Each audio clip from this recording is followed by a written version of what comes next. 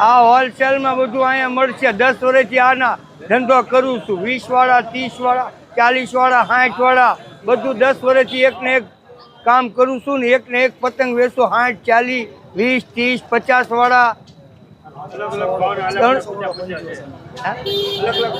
અલગ અલગ વેરાયટીના પતંગ છે.